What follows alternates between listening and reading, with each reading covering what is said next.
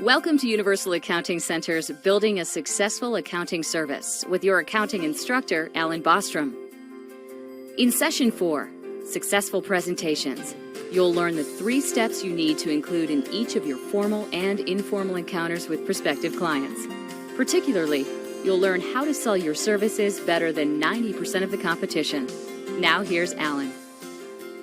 Anytime you're in a position to talk to a prospective client, there's a certain process you want to utilize in creating the right atmosphere, in giving them the right message, and then in committing them to your particular services. And this would be anytime you're talking about your service, whether it be if you were meeting with somebody in an informal setting or a formal setting.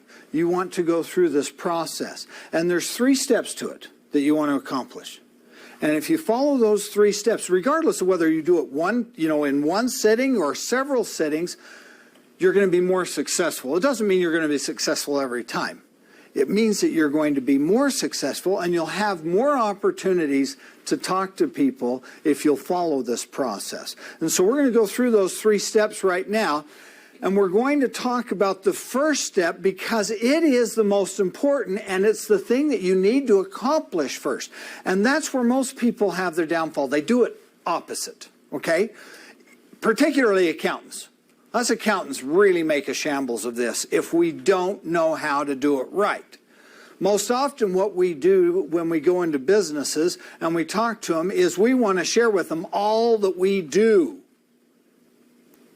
Business owners don't necessarily care about what we do. They care more about what they can receive from us. Now, you might say, well, that's saying the same thing. It's not. They're 2 different things, okay? Now, so this is a process that I want you to use whenever you're meeting with a prospective client. The first thing you need to do is build rapport. Okay? Now, a lot of you might not understand what that word means, but build rapport means that you're going to, in some way, show them or demonstrate that you care about them. Okay? In other words, if what you do to start out is just want to talk, that's not demonstrating that you care about them. Instead, what you want to do is listen. Okay, that's going to build rapport more effectively than anything else. In one of Dale Carnegie's classic books, he talks about being at a cocktail hour, talking with a lady, and that lady was doing most of the talking. He would ask a question and she would answer, and she'd spend some time talking about it, what the answer was. Maybe he'd ask her, how's your family and so forth, and she would spend a lot of time telling him. Well, the interesting part was that their attentions were turned to other people, but he was still within hearing distance of her, and he happened to hear his name. So, of course, his mind opens up, he listens, and he hears her say, that Dale Carnegie is such a conversationalist. And he thinks back to himself, I did very little of the conversation. I listened, and she was impressed that I listened, okay?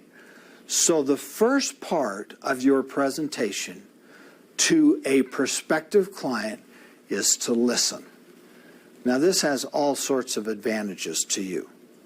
The first thing is you are building rapport. You are showing them that you care about them. You care about their problems. You care about their business. You're interested in their business, interested enough to share your time, okay? So that's the first and probably the biggest advantage as it applies to this person. But there's another advantage. Every time we listen to somebody, we are learning.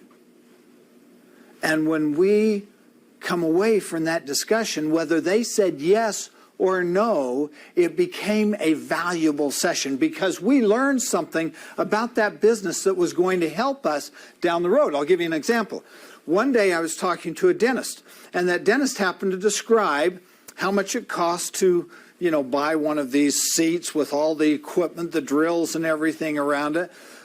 And then he talked about how much money an average dental service offered. earned. Now, I was quite surprised by how low the average was. Now, there's a lot of dental offices I know that earn a lot more than that, and there are dental offices that earn less, but I was surprised how little a dental office really earns on average because of all these other costs that dental offices have. So I gained something through that. Now, a week later, I just happened to run into another dentist. And as I'm talking to that dentist, I said, well, yeah, you know, when it costs $35,000 for those drills and that seat, that's quite a huge cost. And when the average dental firm is only earning $65,000 a year, that was surprising. Well, that other dentist was quite impressed by my knowledge, wasn't he?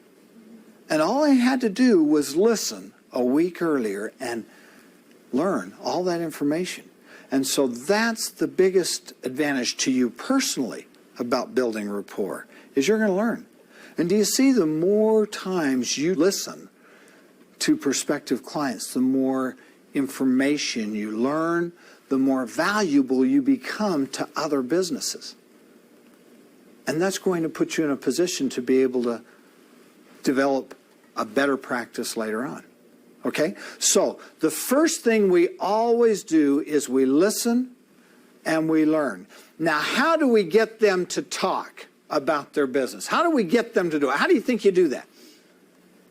We ask questions. Yeah. And really, it doesn't matter what the question is. In your book, there's a series of questions that you can refer back to. But that's just an example of different types of questions you can ask. I mean, you could ask questions about how long you've been here. You can ask questions about what type of legal structure they are, why they chose that legal structure, how many employees do they have, what types of services and products do they offer. You think any business owner would be shy about telling you that? No. The biggest problem will be getting them to quiet down at some point. They'll talk, and you got to kind of limit the discussion at some point. You have to take back over this discussion. But you want to let them talk for 10 or 15 minutes, or whatever keeps your interest as you're learning, that's valuable for you. So the first objective, the first part of every presentation is not to present anything at all except for your interest in their business by learning about it. Now, see, the mistake most people make is they go in and they just want to talk and move on. But that's not what the prospective client wants to do. Prospective client wants to be heard. Okay? Now, at some point, you've got to take control. And there's a question, what I call a transitional question, that will put you back in control and put you into the position you want to be for the next step of this presentation. And that question is, ask them, if you could change any one thing about your business, what would it be? Now, I will tell you that more times than not, their answer is going to be something that you can help them with directly. Okay? Sometimes it's some off-the-wall answer. You know, they're having problems with one of their employees, or they need to make more sales or something like that, which is not off the wall at all, but it's something that we necessarily aren't in a position to help them with right now. But more often than not, their answer is, you know, taxes are eating me alive, or I don't have the foggiest idea financially where I stand, or I don't know how much money I got from day to day. I keep writing checks that bounce. Are those all things that we can help them with? And that opens us up to the second part of our presentation. So